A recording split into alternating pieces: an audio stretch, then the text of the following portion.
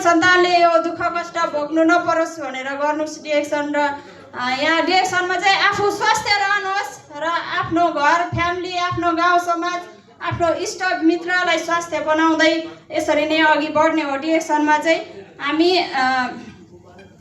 धेरै सपना बोकेर आएको हुन्छ। आफ्नो समस्याको कारणले अभावको कारणले म धेरै कमाउँछु, मैले देखेको सपनाहरू पुरा गर्छु र एउटा राम्रो घर बनाउँछु र घर परिवारसँगै बसेर रमाउँछु भनेर परदेश आएको हुन्छ र 10 वर्ष परदेशमा कमाउँदा पनि त्यो सपनाहरू पुरा गर्न सकेको हुँदैन र भोलि नेपाल जाँदा 10 वर्ष कमाएर हामी नेपाल जाँदा पनि हामी जिरो हो के।